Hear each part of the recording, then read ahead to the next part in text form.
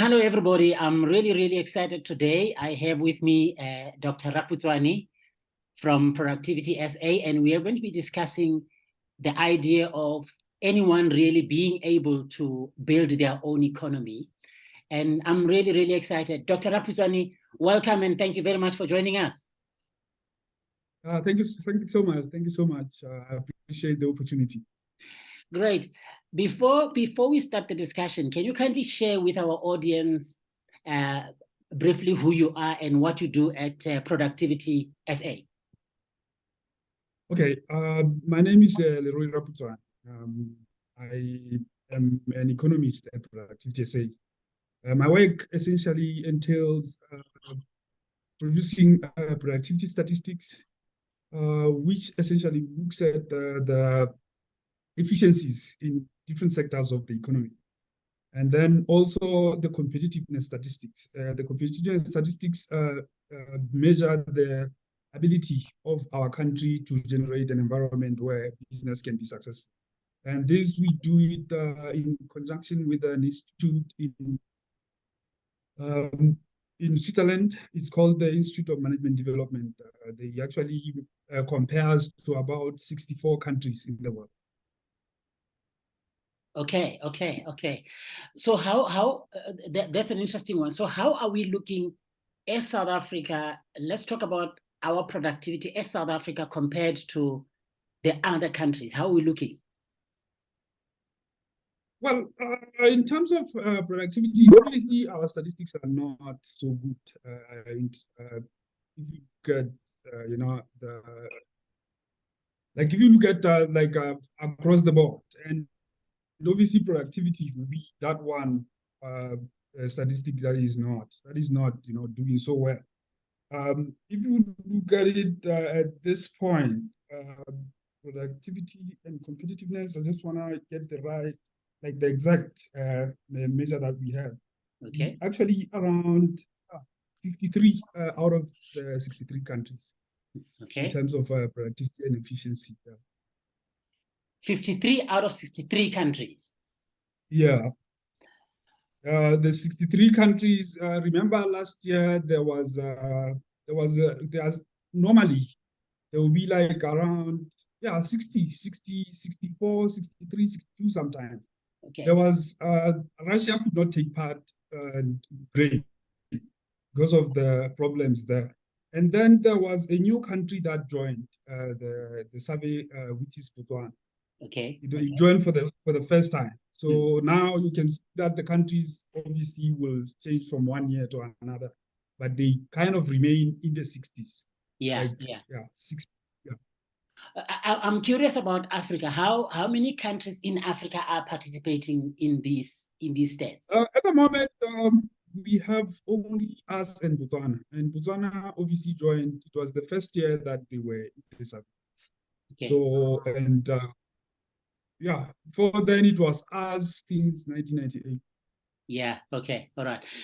Let's post. Yeah. Okay, no, wonderful. Let's look at we know there's high unemployment, or so to speak. Most people are saying there's a huge of unemployment in the world.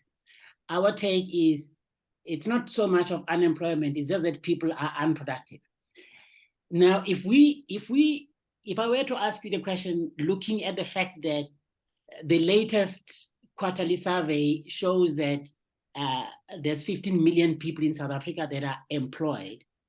And it also shows that between the unemployed and the discouraged, there's 10 million South Africans that are, okay, it's actually now 11 million. If we look at 7.7 million unemployed plus 3.3 million unemployed.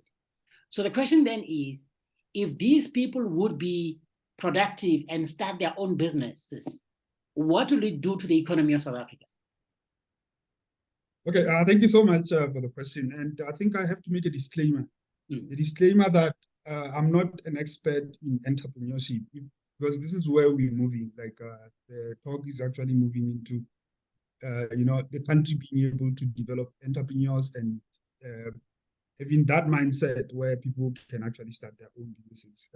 The idea is to use the statistics as well as the realities that we see every day. as we move along. So I think coming back to your question, obviously we have a lot of issues in terms of our economy being able to support our people. Our unemployment rate obviously is about at the moment is 33% if you round it off. 33%, and then you have youth unemployment, and as well as expanded unemployment. That means people who have actually given up looking for jobs, even though they remain unemployed. It's sitting at, a lot of them are sitting around the same ballpark. So I think with that said, then the question becomes like, if we have such a high unemployment rate, and then you also have such a high number of people who have decided, you know what, maybe it doesn't even make sense for me to look for a job anymore because they are disgruntled in a way. Yeah. What can be done, maybe whether at the government level, obviously at the private sector level, as well as also at community level? What is it that we can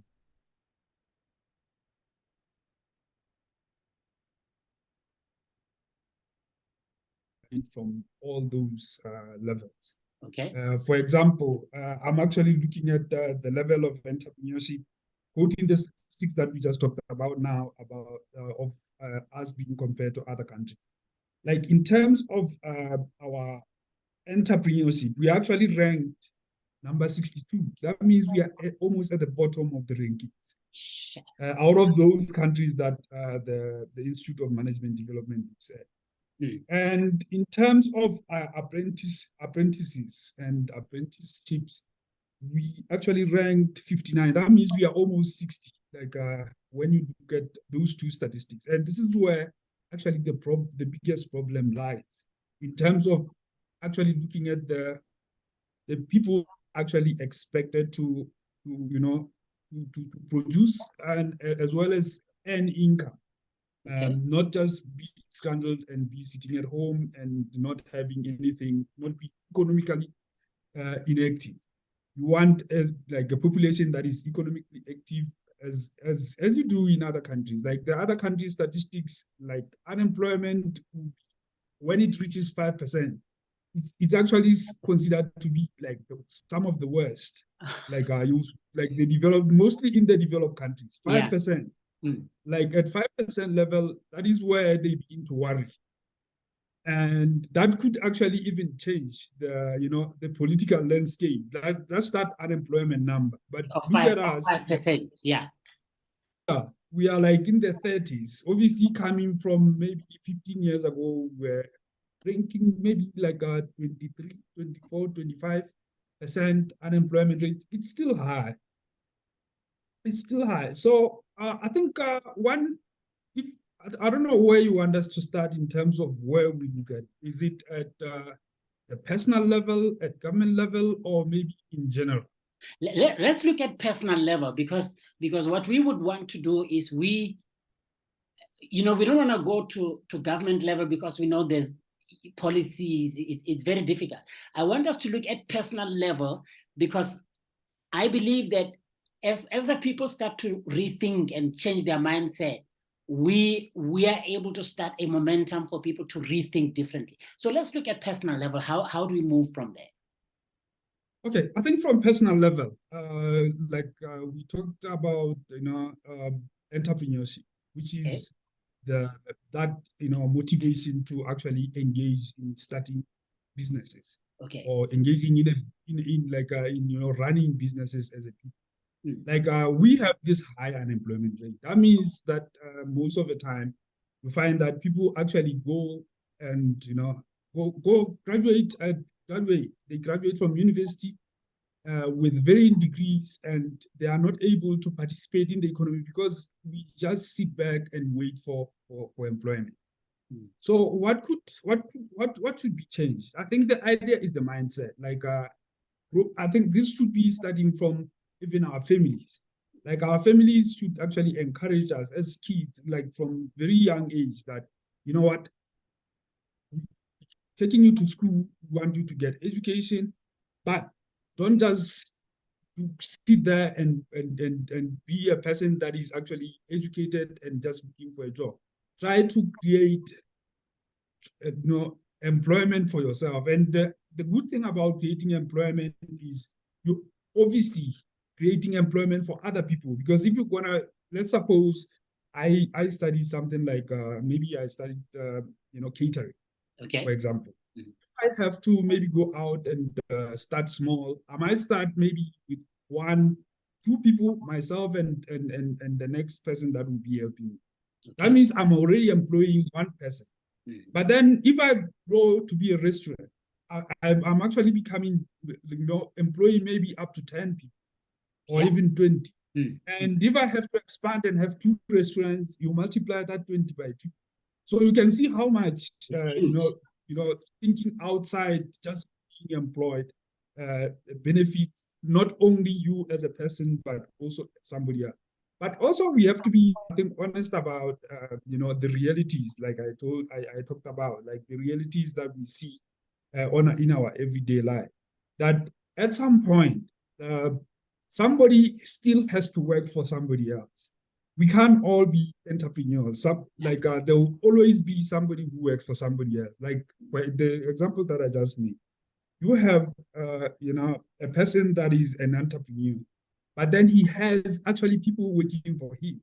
But the idea being that even though these people work for him, they are actually there to gain experience, develop skills, and go on and do their own restaurants themselves. Yeah. So you can see that it becomes that it has that multiply effect where you actually start with 1 person, and then with the 20 people, maybe 10 of them, if that mindset is there, that I need to start my own.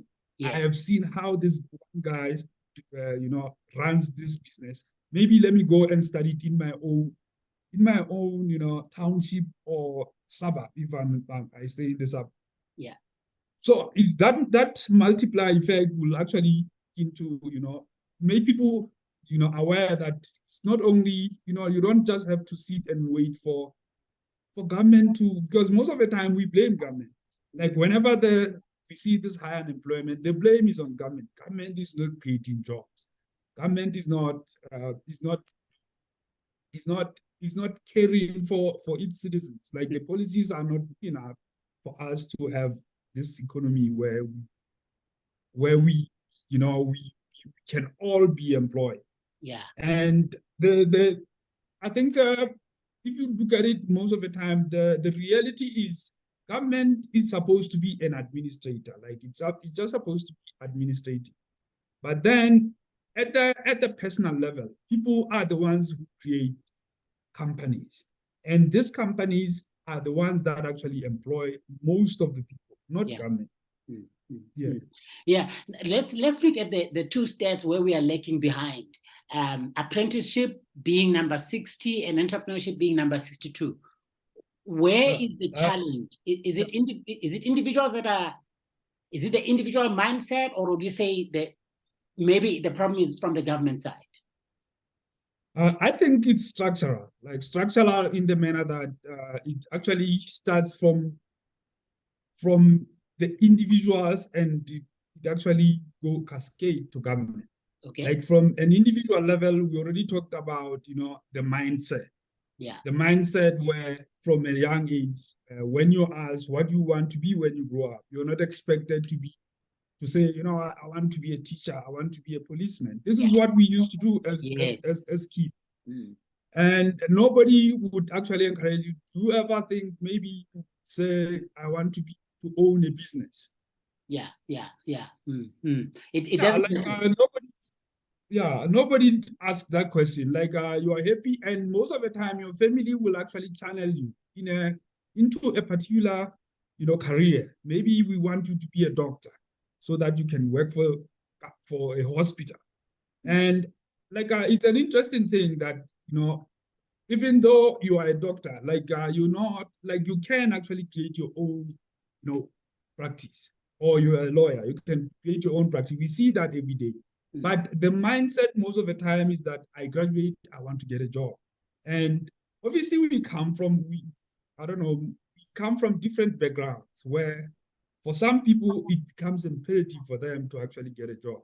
But even though you get a job, maybe the mindset should be, let me work maybe for 5 to 10 years, try to get my capital together.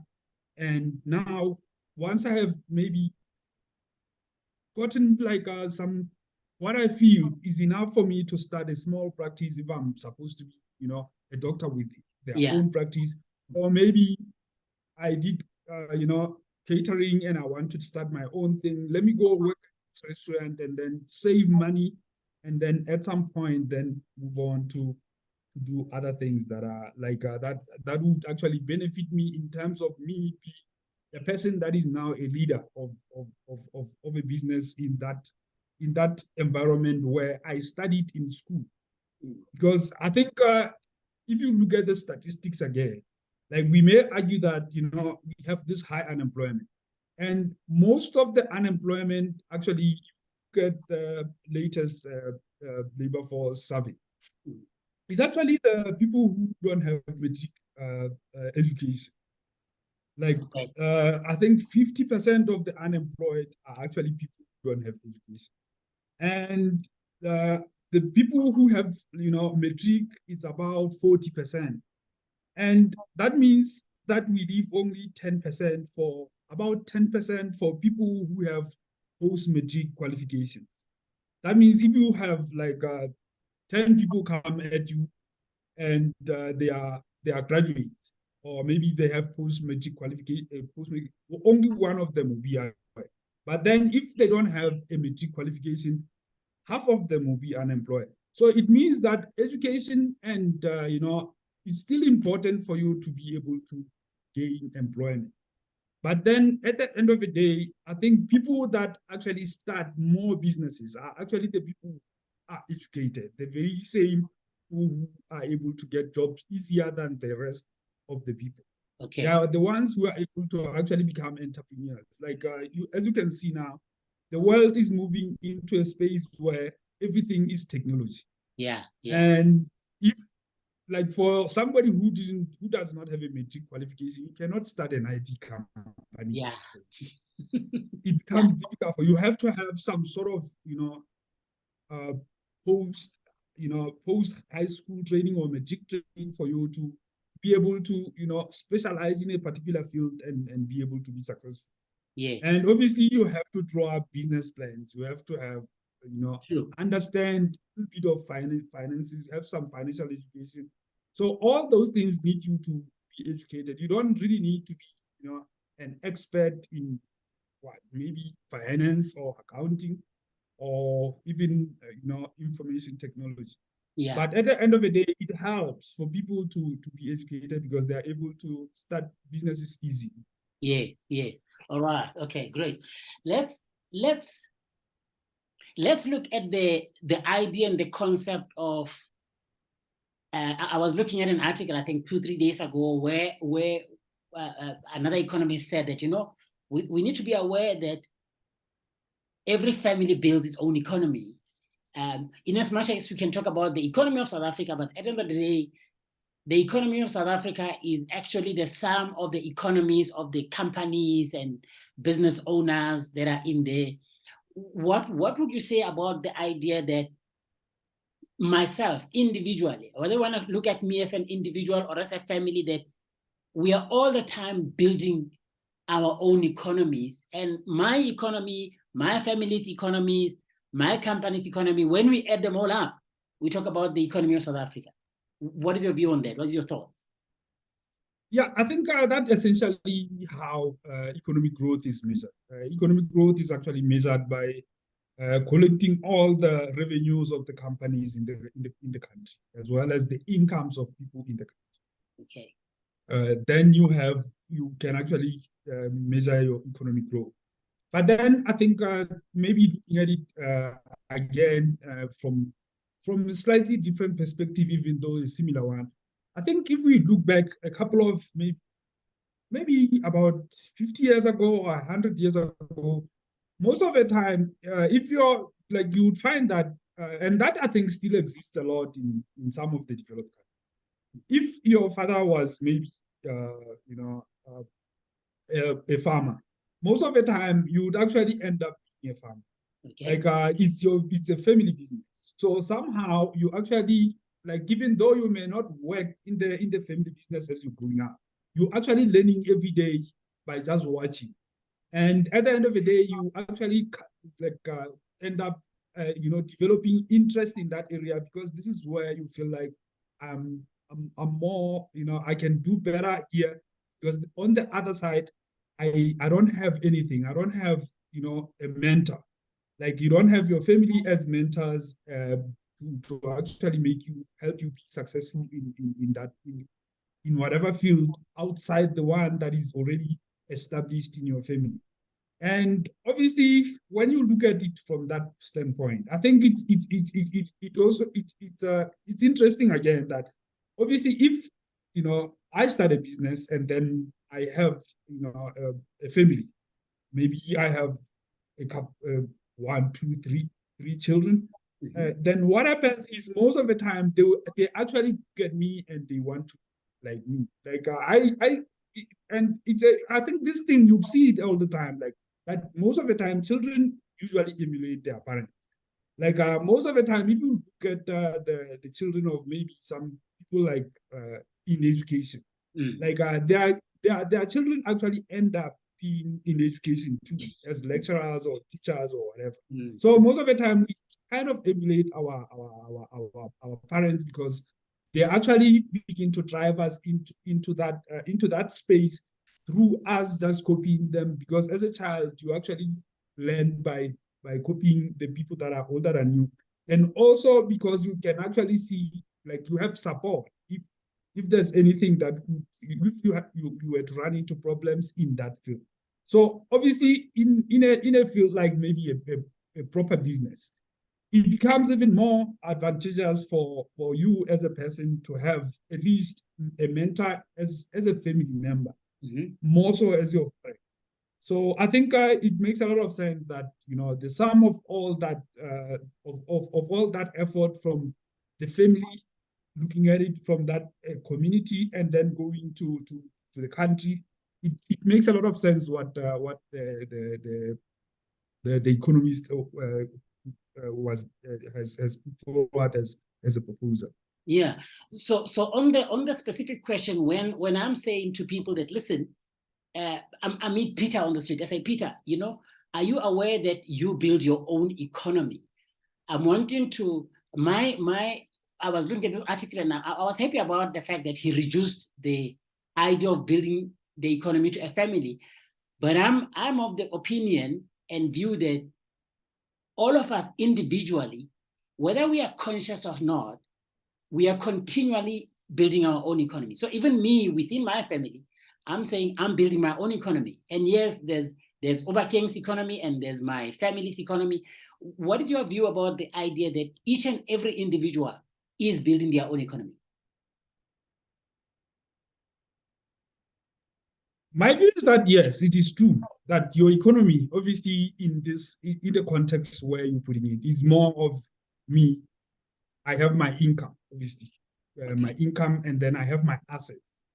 My assets could be my house, my car, or all my furniture, or whatever I have in my house, and anything that I actually use in an everyday environment, where I can actually be able to get to work, go visit my family. All those things are like, they can be quantified as assets, or at least things that you actually spend money on, which is one way to look at look at wealth.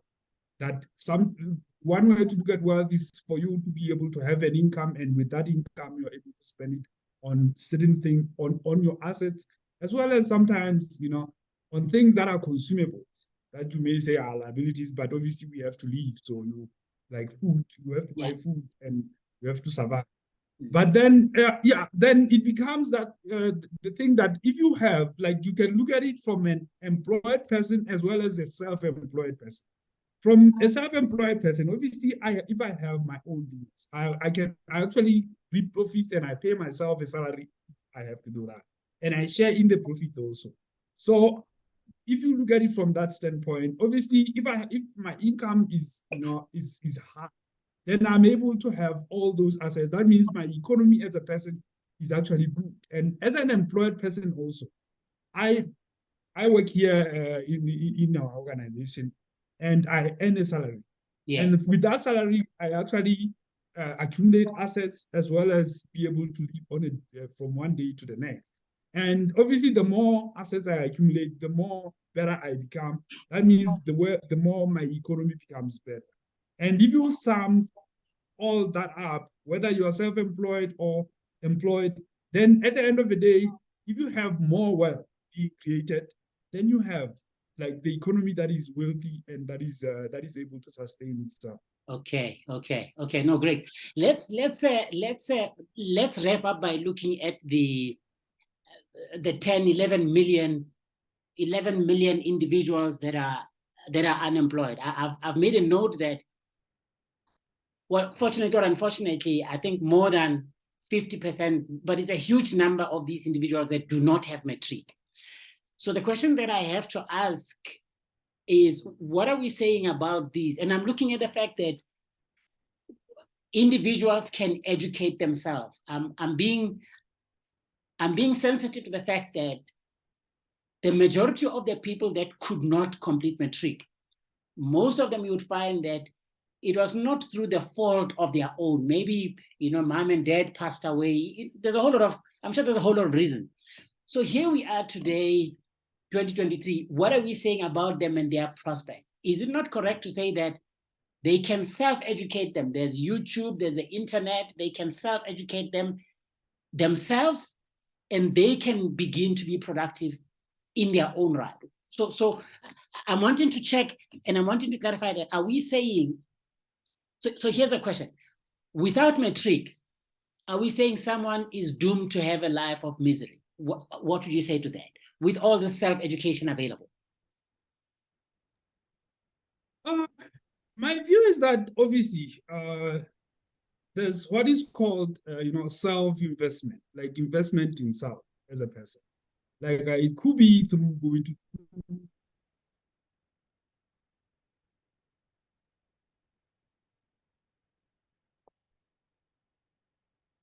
learning, learning by yourself, which will be maybe working with somebody that already has a particular skill and being able to, emulate them and then be able to, do that thing for yourself at some point in the future. And I think this comes to the idea of apprenticeships and artisans. Okay. Like if you look at most countries, even here you see the same thing. Like you always see the trucks, the small vans and trucks moving around here. These are the people that will put in your, maybe your dish, the DSTV dish, or they can come and fix your electricity or plumbing issues, or even like fix your geyser. Like we see all those things. Yeah. Those people, most of them would be who do not have like higher education qualification. But then some of them, they have very successful businesses in that area. Yeah. That means that most of the time, it's not like in order for you to survive in life, I think life is always about survival. Survival is about you, trying to develop a particular skill. The skill does not necessarily have to be, aligned with, maybe tertiary education, like being a doctor, being a lawyer. You can, like all these small jobs that we do and all these problems that we're talking about, like you can actually go as a person that has no education at all. Maybe go be a cobbler, like make shoes. Yeah. Or learn maybe to make dresses, and then at some point you buy a piece of cloth, you sew a shirt, and then you sell it. After you sell it, you reinvest, and at some point you persistent with that perseverance, as well as maybe some sort of that tenacity to not give up.